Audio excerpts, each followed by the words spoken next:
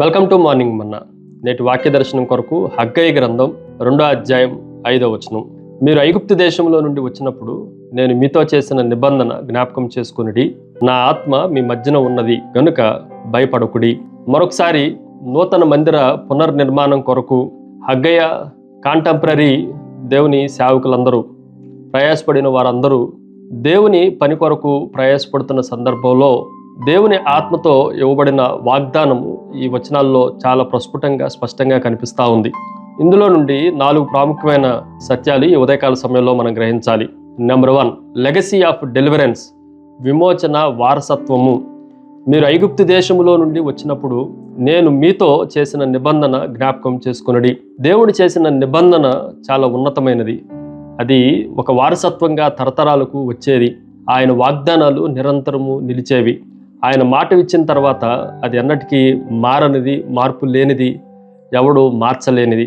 మెడికల్లో కొన్ని ట్యాబ్లెట్స్కి expiry date ఉంటుంది, కానీ దేవుని నిబంధనకి, దేవుని వాగ్దానాలకి ఎక్స్పైరీ డేట్ ఉండదు అన్న సత్యాన్ని ఈ ఉదయకాల సమయంలో మనం జాగ్రత్తగా గ్రహించాలి. రెండో విషయాన్ని మీకు జ్ఞాపకం చేస్తాను. లివింగ్ ప్రజెన్స్, సజీవ సన్నిధి. నా ఆత్మ మీ మధ్య ఉన్నది. ఈ మాటను మనం జాగ్రత్తగా ఆలోచన చేసినప్పుడు ఆలయము నాశనం అయిపోయింది, ప్రాకారాలన్నీ పడిపోయినాయి, భయంకరమైన ప్రజలు వాళ్ళు చెరలోనికి వెళ్ళిపోయారు. ఇంత గందరగోళ మధ్యలో కూడా దేవుని ఆత్మ వారి మధ్యలోనే ఉంది. అది మనల్ని విడిచిపెట్టేది కాదు అన్న సత్యాన్ని మనం గ్రహించాలి.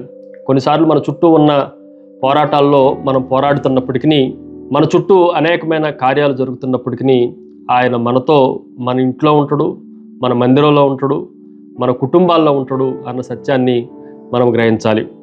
మూడో విషయాన్ని మీకు జ్ఞాపకం చేస్తాను. లిఫ్టింగ్ ఫియర్, భయాన్ని తొలగించటము.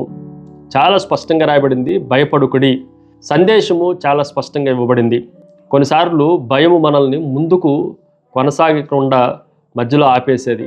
దీన్ని ఎరిగిన దేవుడు చాలా స్పష్టంగా ఇశ్రాయేల్ ప్రజలందరికీ, దేవుని ప్రజలందరికీ ఇస్తున్న సందేశం, భయపడాల్సిన అవసరం లేదు. కొన్నిసార్లు మనం ఎందుకు భయపడుతున్నామో కూడా మనకు అర్థం కాని పరిస్థితుల్లో సాతాను పనిచేస్తూ ఉంటాడు. కానీ దేవుడు మనతో ఉన్నాడు కాబట్టి మనం భయపడాల్సిన అవసరం లేదు. మన బలహీనతల్లో భయపడాల్సిన అవసరం లేదు. మనకున్న శత్రువుల గురించి భయపడాల్సిన అవసరం లేదు. మన భవిష్యత్తుని గురించి అంతకన్నా భయపడాల్సిన అవసరము లేనే లేదు.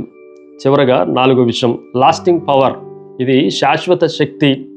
దేవుడు మనతో పాటు మన మధ్య నిలిచి ఉండటం మాత్రమే కాదు, కానీ దేవుని ఆత్మ మనల్ని బలపరుస్తుంది అన్న సత్యాన్ని మనం గ్రహించాలి.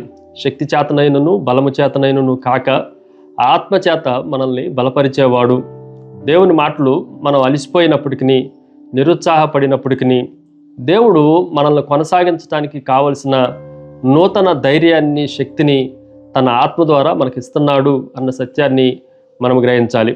ఈ ఉదయకాల సమయంలో అనేక సార్లు పునర్నిర్మాణం కొరకు వాళ్ళు ప్రయాసపడితే అలిసిపోయిన ప్రజలకు కూడా దేవుడు వారి పక్షంగా నూతన బలాన్ని, శక్తినిచ్చి వారిని ప్రోత్సహించడం మనకి వచనాల్లో ప్రస్ఫుటంగా కనిపిస్తూ ఉంది.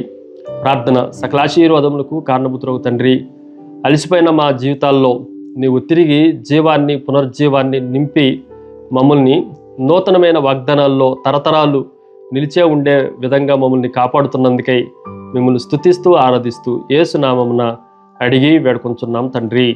ఆమెన్. God bless you.